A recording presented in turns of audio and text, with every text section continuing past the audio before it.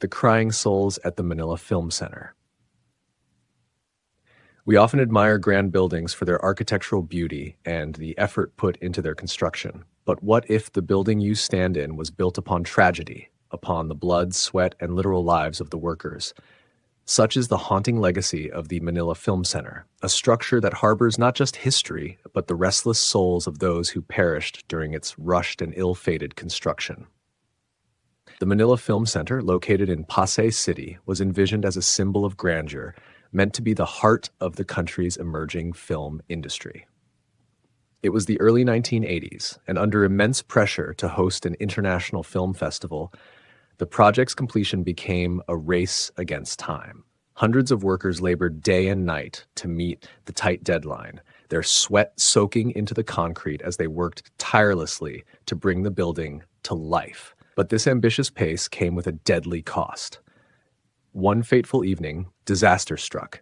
A section of the scaffolding collapsed, sending tons of wet cement and steel crashing down on the workers below.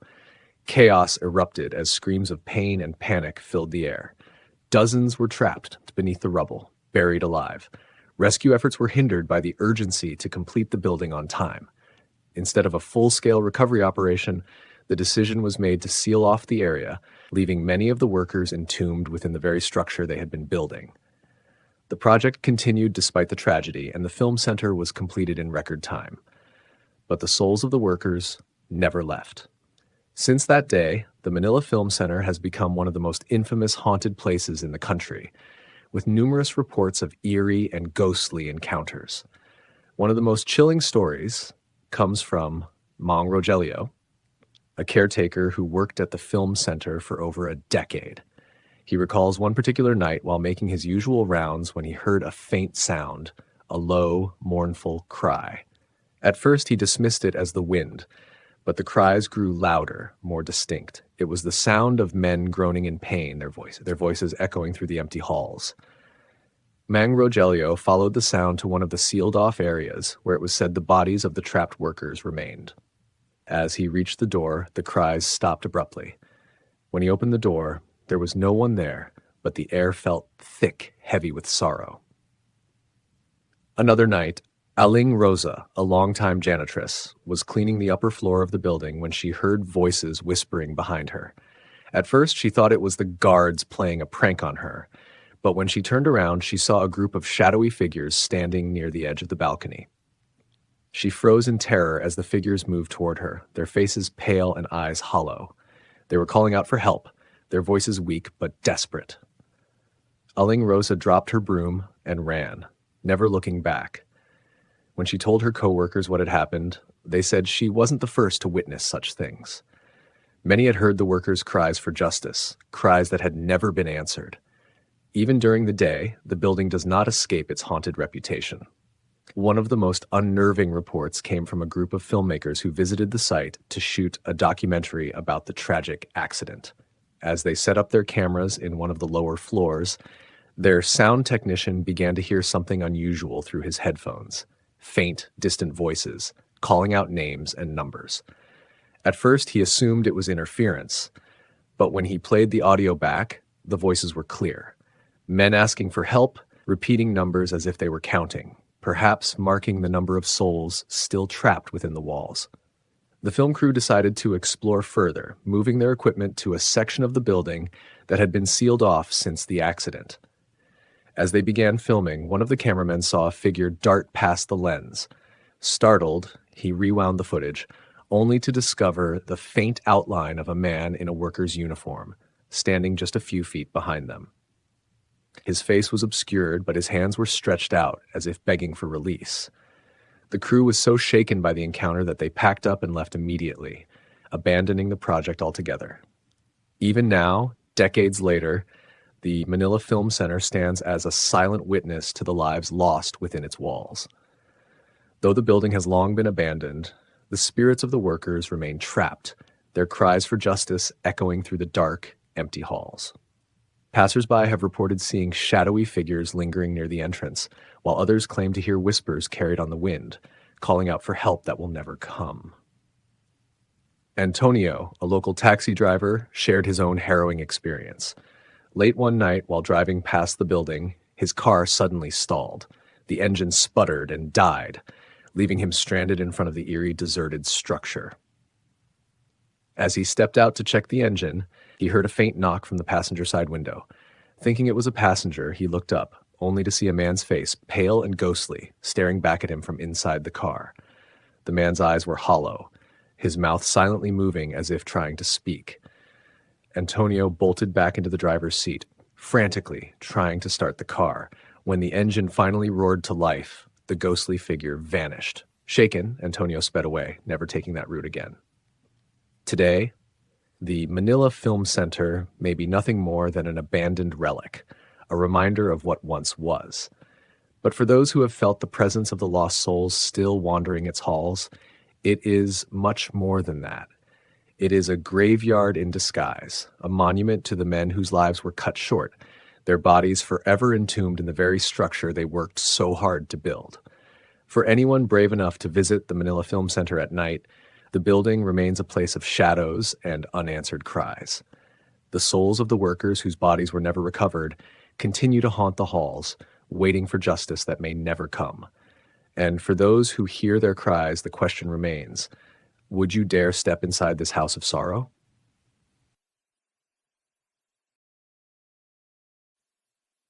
Ghosts in Manila Post Office.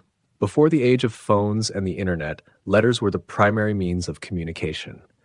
But what if one of those letters delivered to you wasn't from the living, but from a ghost? This is the eerie reality at the Manila Post Office, a grand building that hides a dark past beneath its magnificent exterior. Located in the heart of Manila, the post office is an architectural marvel that once buzzed with activity, serving as the hub for sending and receiving letters. But while the building stands tall and majestic, there's something sinister lurking in its corridors. Stories of strange encounters have haunted the staff for decades, with whispers of ghostly figures, eerie sounds, and tragic spirits. One of the most unsettling tales comes from a security guard, Mang Celso, who had been working at the Manila post office for years. Late one evening, as he patrolled the empty halls, he heard something strange. Footsteps, heavy and deliberate, as if someone were dragging something behind them. As the sound grew closer, Mang Celso froze. The clanking of chains echoed in the quiet night, sending chills down his spine. He turned, expecting to see a coworker, but instead, he saw nothing but an empty corridor. The footsteps and chains continued, moving past him as if an invisible prisoner was walking right beside him. Shaken, Mang Celso hurried out of the hallway, vowing never to patrol that area alone again. But Mang Celso's encounter was only the beginning. Another employee, Rosalyn, was working late one night in the office. Exhausted from sorting mail, she decided to take a break and headed to the restroom. As she washed her hands, she glanced at the mirror and noticed a flicker of movement behind her. Turning around, she saw nothing but the empty stalls. Brushing it off as fatigue, she returned to the sink. But just as she was about to leave, a shadowy figure caught her eye. Standing in the far corner was a woman dressed in white, her long hair covering her face. Rosalind's heart raced as she realized the woman wasn't just standing there. She was slowly turning towards her. Without waiting to see what happened next, Rosalind bolted out of the restroom, terrified by the silent apparition of the White Lady. The haunting doesn't stop there. Some staff members have reported seeing ghostly figures of Japanese soldiers. These soldiers seem trapped in a loop, marching through the corridors as if replaying their final moments. Tess, a longtime employee, once saw a group of these soldiers chasing a young girl down the hallway. The girl, dressed in tattered clothing, was running for her life, her face etched with terror. But no matter how fast she ran, the soldiers seemed to close in on her. And then, just as quickly as they had appeared, the entire scene vanished, leaving Tess shaken and unable to explain what she had witnessed. The Manila post office is believed to be haunted by the spirits of those who died during World War II. During the Japanese occupation, it is said that the building was used as a military base, and many innocent lives were lost within its walls. These restless souls seem to linger, unable to move on from the trauma they endured. A paranormal team once visited the post office to investigate the strange occurrences. Armed with cameras and recording equipment, they explored the dimly lit corridors. Almost immediately, they picked up eerie sounds, footsteps, whispers, and the unmistakable clanking of chains being dragged across the floor. The team members felt an overwhelming sense of sadness as they ventured deeper into the building. In one of the rooms, they claimed to have seen the ghostly figures of Japanese soldiers, their faces expressionless, marching endlessly through the halls. They also reported seeing women in white dresses, their clothing stained with blood, wandering aimlessly as if searching for something or someone. One of the investigators, Mark, recounted a particularly chilling moment. As he and his team walked through one of the main hallways, they heard a voice, faint but clear, whispering a message. "Help us," it said, over and over again. The voice seemed to come from all directions, filling the air with an eerie plea for aid. When they tried to communicate with the spirits, asking for a sign, they heard the unmistakable sound of a door slamming shut. Rushing to investigate, they found the door locked, but no one was inside the room. It was as if the spirits were trying to make their presence known, desperately seeking to tell their story through the only means they had left. The most terrifying encounter occurred one stormy night when the post office was nearly empty. Jun, a night shift clerk, was sorting through letters when the lights flickered and went out. The building was plunged into darkness, and all Jun could hear was the sound of rain pounding against the windows. He reached for his flashlight, but before he could turn it on, he heard something, faint whispers, growing louder by the second. "We are still here," the voices said, their words echoing through the darkened halls. Jun, paralyzed with fear, felt a cold breeze sweep through the room, followed by the distant clanking of chains. He stood frozen in place, unable to move or speak, as the unseen presence passed through the room. To this day, the Manila Post Office remains a place of mystery. By day, it functions as a hub for letters and packages, its grand facade welcoming visitors and employees alike. But by night, the building transforms into something else entirely, a place where the past refuses to stay buried, and the souls of those long gone continue to roam its corridors, seeking closure that may never come. For those brave enough to step inside after dark, the Manila Post Office offers more than just an eerie atmosphere. It offers a glimpse into a world where the living and the dead coexist, separated only by the thin veil of time. And while letters may no longer be the primary mode of communication, the spirits within the post office still find ways to send their message, one that echoes through the corridors and halls long after the last letter has been delivered. Souls in Paco Cemetery. Imagine visiting a serene park with towering trees and old stone walls, where families gather, children play, and friends relax. Now, what if that peaceful park was once a burial ground, filled with the souls of the dead, their presence still lingering in the air? This is the eerie reality of Paco Park in Manila, a place with a history as dark as the shadows cast by its ancient trees. Back in the 1800s, the city of Manila was gripped by a deadly cholera epidemic. People were dying in droves, and the authorities had no choice but to bury the victims in a special cemetery, Paco Cemetery. This cemetery became the final resting place for hundreds, if not thousands, of souls. And while the cemetery has since been transformed into a beautiful park, the spirits of those who were buried there still seem to haunt the grounds. One of the most unsettling tales from Paco Cemetery involves a park supervisor named Mang Ruben. After a long day of work, Mang Ruben decided to rest under a large santol tree that stood in the middle of the park. The evening was calm and the air cool, perfect for a peaceful nap. He wrapped himself in a blanket and quickly dozed off. But in the middle of the night, something strange happened. Mang Ruben felt a tug on his blanket. Thinking it was just the wind, he tried to pull it back, but the force persisted. It felt as though unseen hands were playing with him, tugging at the fabric with more strength. His heart pounded as he realized that no one else was around.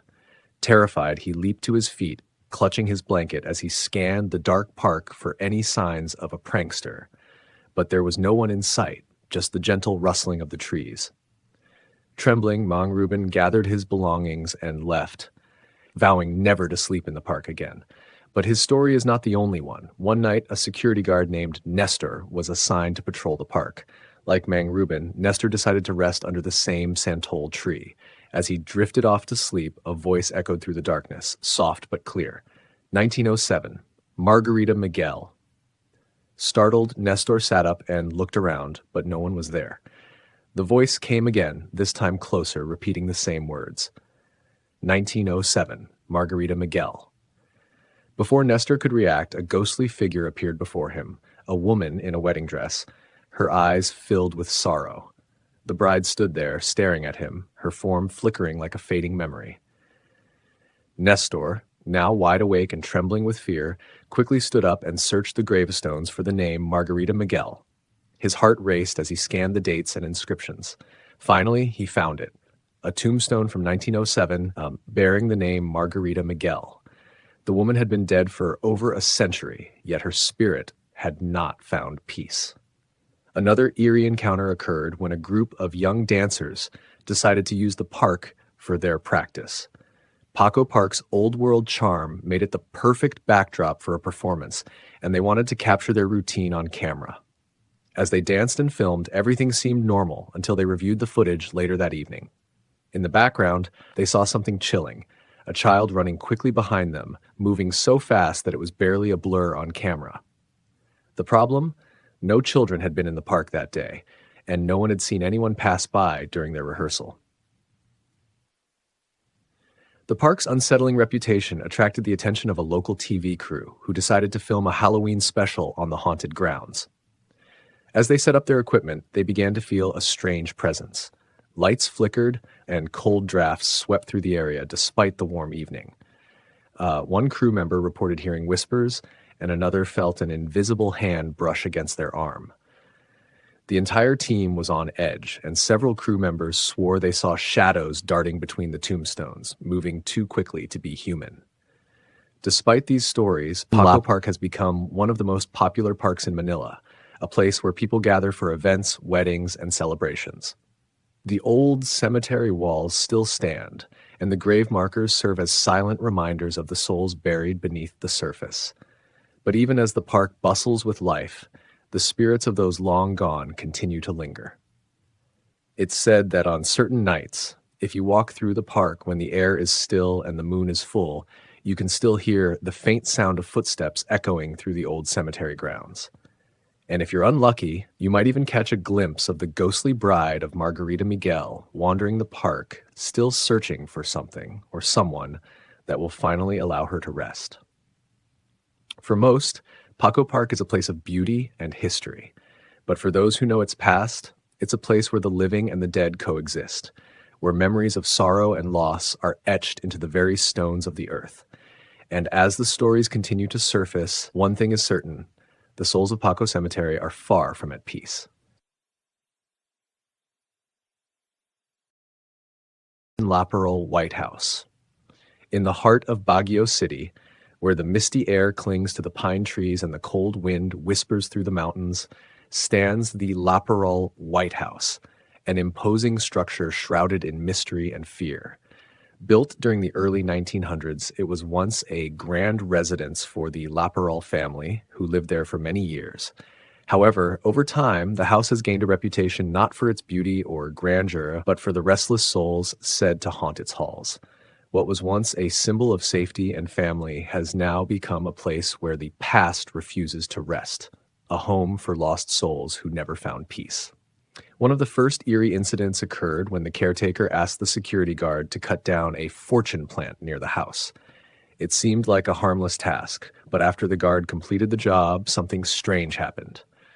He suddenly collapsed and could not stand. His entire body was racked with pain, as if invisible hands were gripping his muscles and bones, refusing to let go. Despite several medical examinations, no one could explain his condition. The locals, however, whispered that the fortune plant was more than just a tree, that it had roots connected to the supernatural, and cutting it down may have angered the spirits that lingered in the house. Another caretaker, Mang Shelso, had his own chilling encounter. One night, while making his rounds, he began to hear banging sounds coming from inside the house. Windows and doors slammed shut repeatedly, even though no one was inside. The wind was calm that night, and the house should have been quiet. But it wasn't. The noise grew louder and more frantic, as if the spirits themselves were demanding attention. Mang Celso's wife, who was working abroad, often called him late at night to check on him. One night, during one of their usual phone conversations, she suddenly paused. "Who's the girl with you?" she asked, her voice uneasy. Mang Celso froze. He was alone in the house, at least that's what he thought. "There's no one here," he replied, but his wife insisted. She had clearly heard a girl's voice on the other end of the line, softly whispering something unintelligible. The house has always had its share of ghostly sightings, but perhaps the most infamous spirit is the White Lady. Many who have visited the house claim to have seen her, an ethereal figure in a flowing white dress, her face pale and expressionless. She is often spotted at the third step of the grand staircase, staring blankly at anyone brave enough to look at her. Her presence alone is enough to send chills down the spine of even the most skeptical of visitors. But the White Lady isn't the only spirit lurking in the Laparo White House. Maria, a curious college student from Manila, decided to visit the house with her friends during their summer break. They had heard all the ghost stories, but like many, they didn't believe them.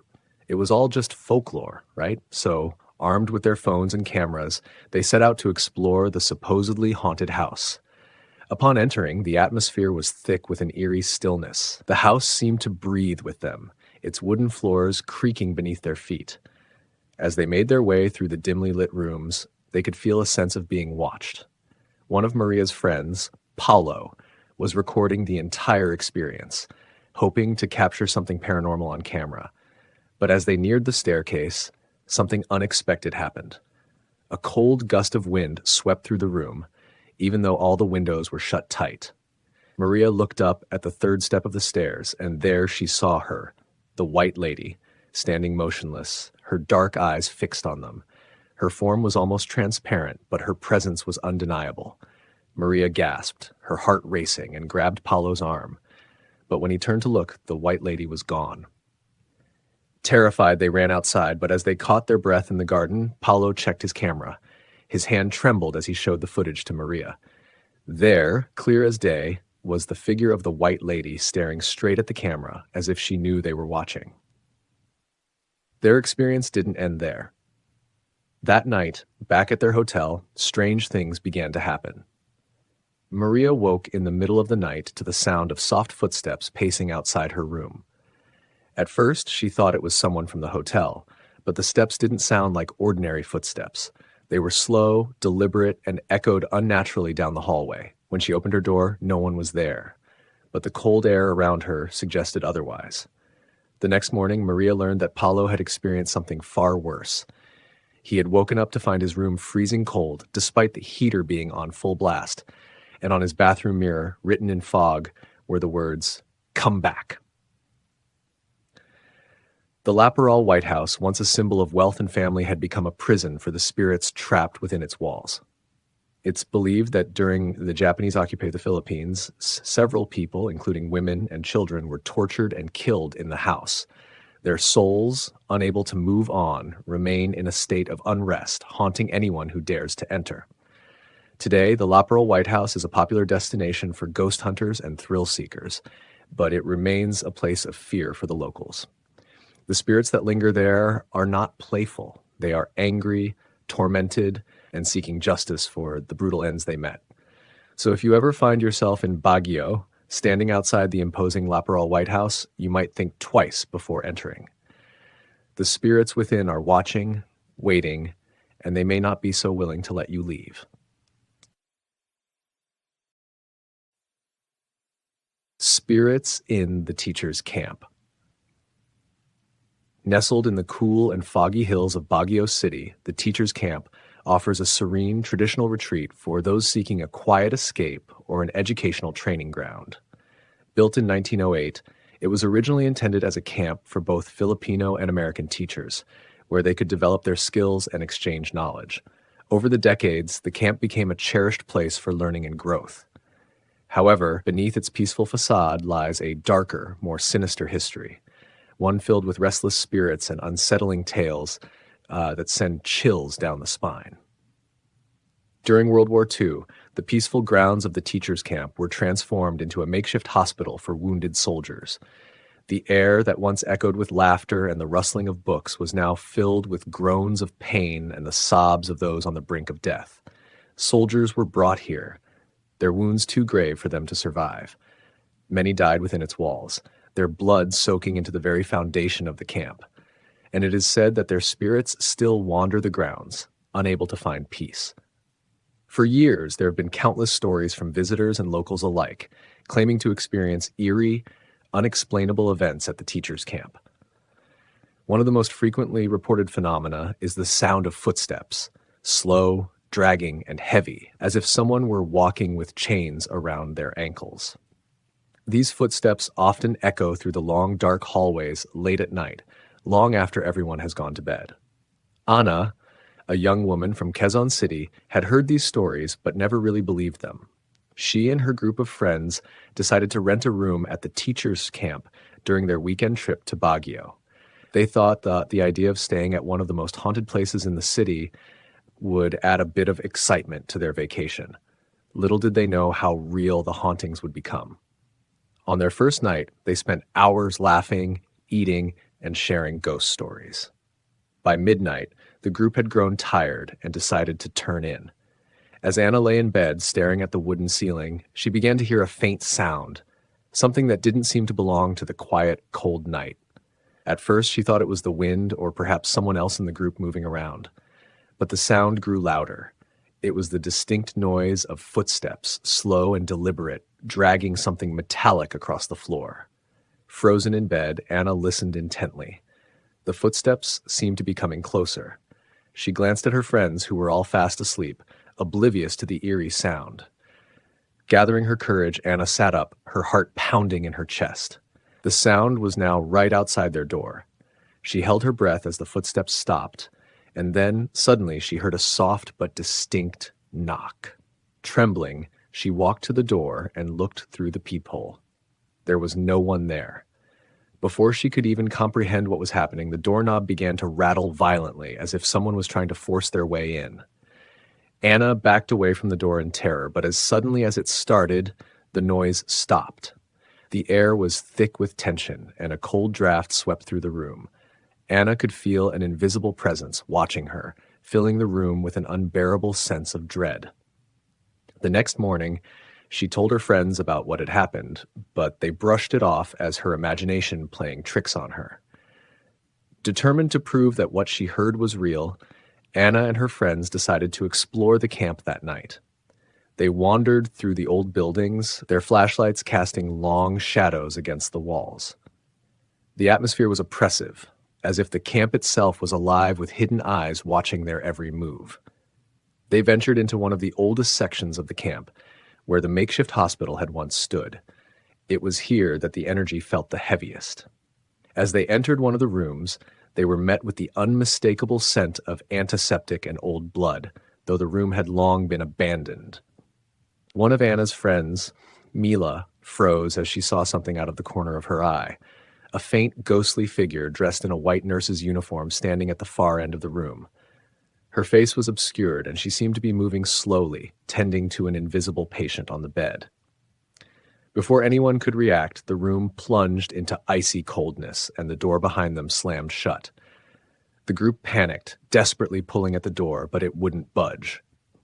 The sound of chains dragging across the floor echoed through the room, and a low moaning filled the air. Anna turned, and to her horror saw the figure of a man standing in the corner. His face contorted in pain, a chain wrapped tightly around his ankle, dragging behind him as he took slow, tortured steps toward them. The group screamed as the figure moved closer, his expression one of torment and rage. Just as he was about to reach them, the door suddenly flew open, and the group rushed out into the cold night, hearts racing, fear coursing through their veins. After that night, Anna and her friends left the camp early, too terrified to stay any longer. They would later learn that many visitors before them had reported seeing the same chained soldier, endlessly walking the halls, bound by the agony of his final moments. The most notorious spirit of all, however, is the White Lady, often seen near the camp's main building. Many have spotted her at midnight, wandering aimlessly, her face pale and her eyes empty. It is said that she was once a teacher who met a tragic end at the camp, though no one knows the true story behind her death. What they do know is that her presence brings an overwhelming feeling of sadness and despair, as if she is trapped in her own eternal sorrow. Even today, the teachers' camp remains a popular venue for training and events, but it's also a place where the past refuses to be forgotten. Visitors continue to report sightings of the restless spirits that roam the grounds, and while many come for the history and the beauty of Baguio, few leave without feeling the weight of the souls that linger in the camp's shadowed halls. So if you're ever asked to stay a night at the teacher's camp, the question remains, will you be able to close your eyes and sleep, knowing that the spirits of the past may be watching?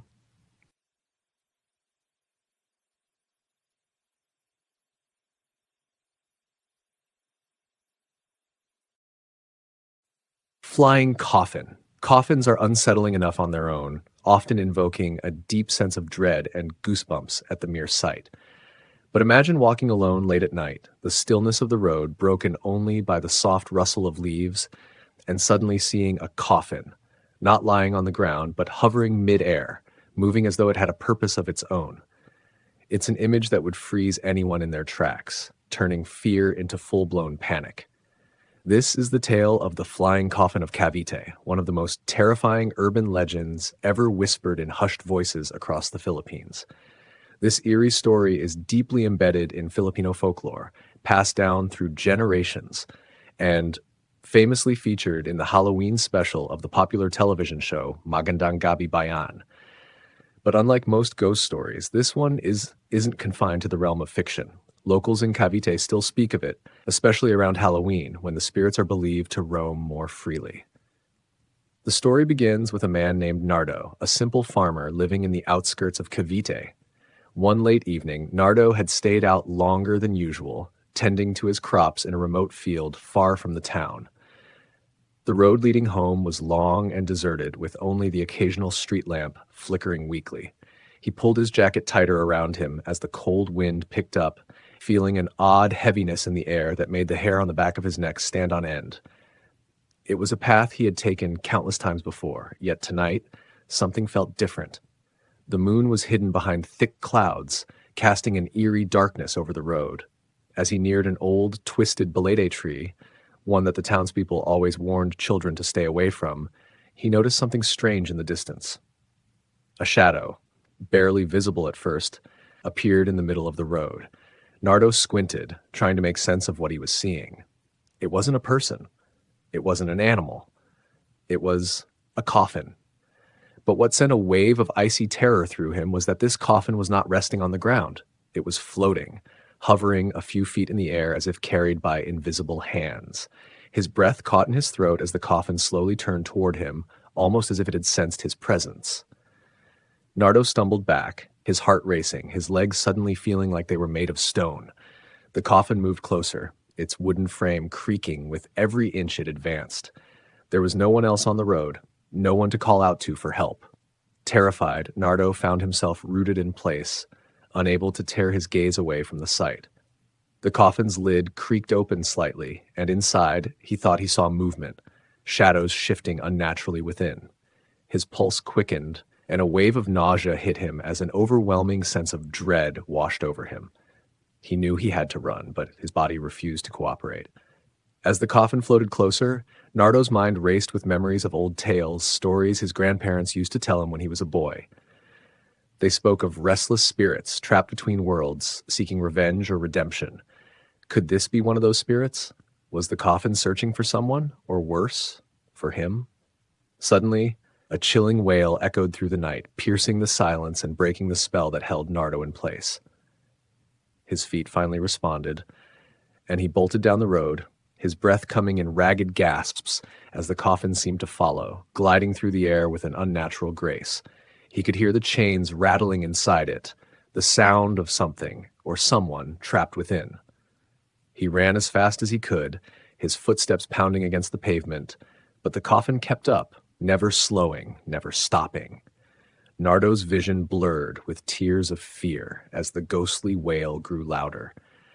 In his mind, he could almost feel the coffin pulling him closer, like it wanted to drag him into whatever nightmare lay inside. Just as he thought he couldn't run any longer, Nardo reached the edge of the village, where the faint glow of lights from the nearby houses brought a small sense of hope. The moment his feet touched the boundary of the village, the wailing stopped. He turned around, breathless and drenched in cold sweat. The coffin had vanished, leaving only the sound of the wind rustling the leaves of the bolete tree. The next day, Nardo told his story to the villagers, his voice trembling as he recalled the horror of the night before. Some laughed it off as the result of overwork and an overactive imagination, while others, the older ones, exchanged knowing glances, their faces grim. They had heard similar stories before about a flying coffin that appeared to those who wandered alone at night, a curse tied to the old bolete tree that was said to guard the restless spirits of the dead. It was said that long ago, a wealthy Spanish family in Cavit had lost their youngest son to a mysterious illness. Grief-stricken, the family buried him under the bolete tree, hoping the tree's supposed magical powers would protect his spirit. But the boy's death had not been peaceful. His soul, it was believed, became trapped inside the coffin, forever seeking release. The coffin, now cursed, would float through the night, searching for new victims to join him in his restless journey.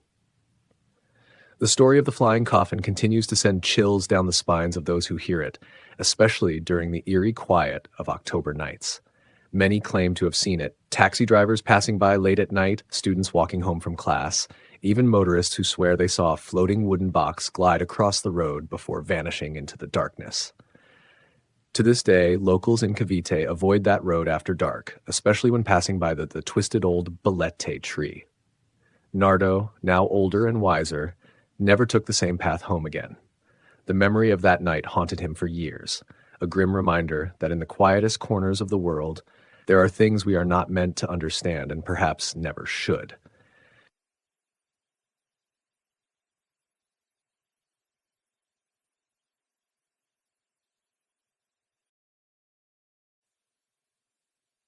Souls in Diplomat Hotel. Going on a vacation to a cool and serene place like Baguio City is a dream for many. With its pine-scented air and rolling mist, it's the perfect escape from the tropical heat. But what if the place you're staying in was once a site of unspeakable horrors, where the cries of the past still linger and restless spirits roam the halls? This is the grim reality of the Diplomat Hotel, a once stately structure perched atop Dominican Hill, now a magnet for ghost hunters and thrill seekers from around the world. The Diplomat Hotel wasn't always a hotel. Originally built in the early 1900s, it was designed to be a grand vacation house for Spanish missionaries, priests, nuns, and other members of the clergy. The building exuded grandeur, its halls echoing with laughter and prayer. But during World War II, the hotel's fate took a tragic turn. When the Japanese army invaded the Philippines, they seized the hotel and turned it into their stronghold. According to local stories, the hotel became the site of a gruesome massacre. The Japanese forces gathered everyone staying there, men, women, priests, nuns, and even children, into different rooms. One by one, they were tortured and killed. Some were shot, others were beheaded, and many were mercilessly stabbed. The heart of the building, where a beautiful fountain once stood, became a graveyard for the innocent. Children, in particular, were said to have been massacred there, their young lives brutally cut short. The hotel's once beautiful exterior became stained with blood and sorrow. After the war, the building was left abandoned for years until it was converted into the Diplomat Hotel in the 1970s. But even after its transformation, the hotel could not escape the weight of its dark past. Guests who checked in reported strange occurrences: lights flickering on and off, disembodied voices whispering through the halls, and the feeling of being watched by unseen eyes. Some even claimed to see the apparitions of nuns and priests walking through the corridors, their heads missing, carrying the echoes of their violent deaths. One of the most terrifying encounters involved a young couple, Jomar and Lisa, who decided to stay at the Diplomat Hotel during a romantic weekend getaway. They were drawn by the building's historical charm and the promise of a quiet retreat.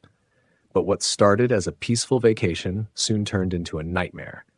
On their first night, Lisa woke up around 3 a.m. to the sound of soft footsteps outside their room. Thinking it was a fellow guest, she dismissed it at first. But as the minutes ticked by, the footsteps grew louder, echoing down the empty corridor. She nudged Jomar awake, and they both listened, frozen in bed. Suddenly, the footsteps stopped right outside their door. Summoning his courage, Jomar got up to check. When he opened the door, no one was there, but the air felt heavy, suffocating, and cold. Just as he was about to close the door, they both heard it. A distant cry, faint but unmistakable, like a child sobbing in the distance. Lisa's blood ran cold as she remembered the stories about the fountain, the children who had been killed there. Unable to sleep, they decided to leave the room and walk around the hotel to shake off the unease. As they passed by the old fountain, they saw a shadowy figure standing near the edge. It was a woman, dressed in a tattered nun's habit. At first, they thought it was a trick of the light, but as they moved closer, the figure turned toward them, and they saw that her face was missing, her head completely gone. Lisa screamed, and Jomar grabbed her, pulling her back toward the hotel entrance. But as they ran, they felt something cold brush against them, like invisible hands trying to pull them back. The sobbing grew louder, filling their ears, until they finally burst through the front doors and out into the safety of the parking lot. The next morning, shaken but determined, they checked out early. As they left, one of the staff approached them. "It's common," she said quietly. "Many guests see them, the souls trapped here, unable to move on." The Diplomat Hotel's haunting isn't confined to random tourists like Jamar and Lisa. Many ghost hunters have reported capturing eerie photographs of shadowy figures. And EVPs, electronic voice phenomena, have recorded chilling voices calling for help. The most famous of these spirits are the headless nuns and priests, believed to be victims of the Japanese occupation. Their apparitions are often seen wandering the halls at night, searching for peace that never comes. In one particular case, a group of paranormal investigators decided to stay overnight at the hotel. Armed with cameras and audio equipment, they hoped to document the legendary spirits. As midnight approached, they set up their gear near the fountain, the site of the children's massacre. Suddenly, one of their cameras malfunctioned. The screen flickered, and in the brief moments before it shut off completely, a ghostly figure appeared. A small child, standing by the water, staring directly into the lens. The investigators felt a cold breeze sweep through the area, and the sound of a child's laughter filled the air. They quickly packed up and left, but the footage remained burned into their minds. The Diplomat Hotel's cold, eerie atmosphere contrasts sharply with the beauty of Baguio City's scenic views. Though many come to the city for its tranquil climate, the Diplomat remains a place of unrest, a monument to the souls who met tragic ends within its walls. Even now, the hotel stands abandoned, its windows empty, its walls echoing with the past. Those brave enough to enter often leave with more questions than answers. Who are these restless spirits? Are they seeking justice, or are they trapped in an endless cycle of torment, reliving the horrors of their deaths? One thing is certain. Within the walls of the Diplomat Hotel, the past is never truly gone. It lingers, waiting to be seen, heard, and felt by those who dare to venture too close.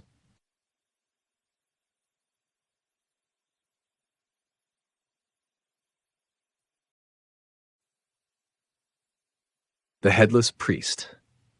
It was a late night at the prestigious University of Santo Tomas in Manila, a place steeped in history where the walls seemed to whisper forgotten secrets.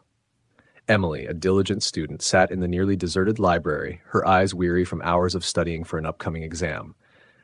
The clock struck midnight, and the campus fell into a deep silence, broken only by the occasional rustling of papers or the faint sound of footsteps in the hallway. The air in the room suddenly felt colder, and a shiver ran down her spine. As she packed her things to leave, she heard something strange. A faint, metallic clanking sound, as if chains were being dragged across the floor. At first, she dismissed it as her tired mind playing tricks. But the noise grew louder, echoing through the quiet halls of the library. Her curiosity piqued. Emily cautiously stood up and moved toward the sound, her heart pounding in her chest. She walked down the dimly lit corridor, the sound getting closer and closer.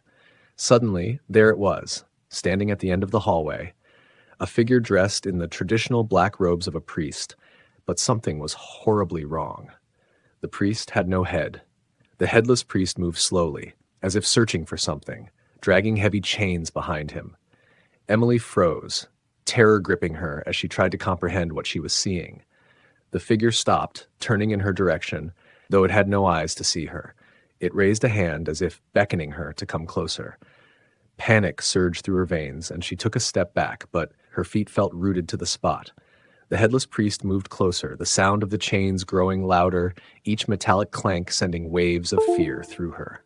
This was no dream. This was one of the infamous ghost stories passed down for generations. The legend of the Headless Priest of Intramuros, a haunting spirit that roamed the university grounds and nearby churches. These apparitions were said to be the restless souls of clergymen who had been beheaded during the darkest periods of Philippine history. During the Spanish colonial period, priests were more than just religious figures. They were also educators and leaders in the community. However, during the Philippine Revolution, some priests were accused of siding with the Spanish forces and were targeted by Filipino revolutionaries. In brutal acts of defiance, many were executed, their heads severed as a symbol of rebellion. Later, during World War II, Japanese soldiers also decapitated several priests in acts of cruelty, leaving behind a legacy of bloodshed and sorrow. The headless priest is said to roam places of significance, universities, churches, and graveyards, still bound to the mortal world by their violent deaths. Some claim that they carry their heads in their hands, while others wander aimlessly, forever searching for the heads that were taken from them. As Emily stood frozen in fear, the headless priest came closer, dragging its chains, which now seemed to wrap around her very soul. She wanted to scream, to run, but something held her in place, as though she was being drawn into the priest's world of eternal suffering. The sound of the chains echoed louder, a deafening noise that seemed to come from all around her. And then, just as the priest was within arm's reach, Emily snapped out of her trance. She turned and bolted down the hallway, her footsteps pounding against the floor as she ran toward the exit. The chains clattered behind her, faster and faster. Her breath came in ragged gasps, and her vision blurred with tears of fear. She burst out of the library and into the cold night air, the chains still ringing in her ears. When she finally dared to look back, the headless priest was gone, swallowed by the darkness of the library. The next day, Emily learned she wasn't the first to encounter the terrifying ghost. Older students had whispered about the headless priest of Santo Tomas, warning newcomers to avoid the library at night. Many claimed to have seen the spectral figure, while others spoke of feeling an unexplainable presence when passing by the old churches and graveyards in Intramuros. Legends say that these headless priests are trapped between the world of the living and the dead, forever searching for their heads or for those responsible for their deaths. They are drawn to places like universities and churches, places they once served in life, now cursed to haunt in death. Some priests are said to be looking for justice, while others simply want to find peace. Emily never returned to the library late at night again, but the image of the headless priest haunted her dreams. She knew the story wasn't just a myth. There was something real, something tragic about the wandering spirits of Manila's past.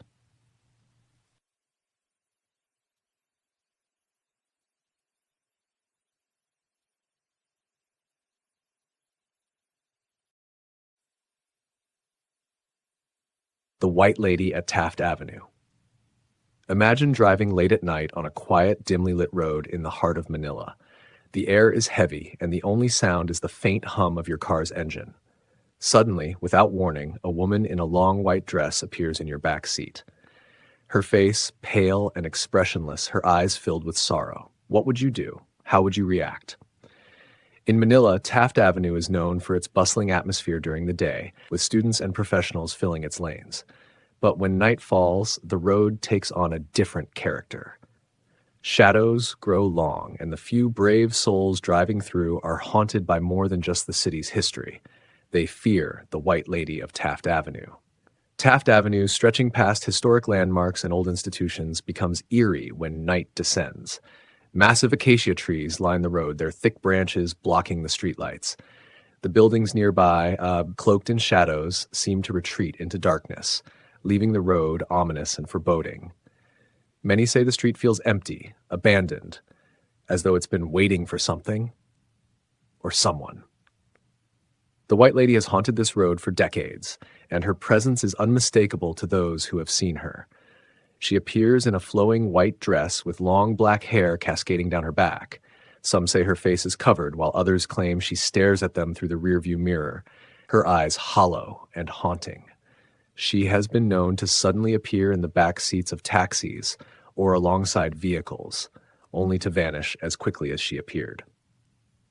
There are countless stories about who she was before becoming the spectral figure who now haunts Taft Avenue. Some say she was a college student from one of the nearby universities, returning home late at night after an evening of celebration. She had snuck out without her parents' permission, eager to meet her friends, but never made it back. Her car collided with another vehicle, and she died instantly, her spirit trapped on the road where she lost her life. Others believe her story dates back to World War II, a tragic tale of violence during the Japanese occupation. Some say she was a young woman who was abducted, tortured, and killed by soldiers. Her spirit, restless and vengeful, continues to wander the streets, searching for the men who wronged her. But perhaps the most chilling version is one that sends shivers down the spines of local taxi drivers. Many believe that the White Lady was a victim of a violent crime, attacked by a driver who picked her up on that very road. He assaulted and killed her, leaving her body hidden in the shadows. Since then, she has been seen by numerous drivers, her ghost appearing in their rearview mirrors, staring at them in silent accusation. Some say she's looking for revenge. Others believe she's searching for help. But every driver knows the rules: never look back. The stories have persisted for years, passed down through generations of drivers who refuse to take Taft Avenue at night. And yet, it's not just the locals who have felt her presence. Famous celebrities like Maris Rakal have shared spine-chilling encounters with the White Lady, describing the same dark figure who vanishes without a trace. One particularly horrifying encounter involved a taxi driver named Rico. He had heard the stories of Taft Avenue, but he was skeptical until one night, on a quiet drive, he felt the air turn cold. The smell of flowers, old and musty, filled the cab. He looked in the rearview mirror and saw her, a woman in white, sitting motionless in the back seat. His heart raced as he locked eyes with her through the mirror. But just as he was about to pull over, she disappeared. Shaken, Rico never drove down Taft Avenue again. Even now, drivers speak in hushed tones about the White Lady. Many claim they've heard her voice, soft and distant, asking for a ride. Some have felt a cold hand brush their shoulder, only to turn around and find their car empty. Whether you believe the tales or not, Taft Avenue holds a sense of mystery that no other road in Manila can claim. It draws thrill seekers and ghost hunters alike, all hoping to catch a glimpse of the White Lady. But be careful what you wish for. Those who have seen her rarely forget the experience. So the next time you find yourself driving late at night on a quiet, dark road, keep your eyes on the road ahead, because who knows, you might just find a mysterious passenger in your back seat.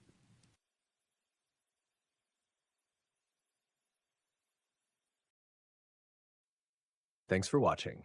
Don't forget to subscribe to the channel, like, comment, and share the video. See you next time.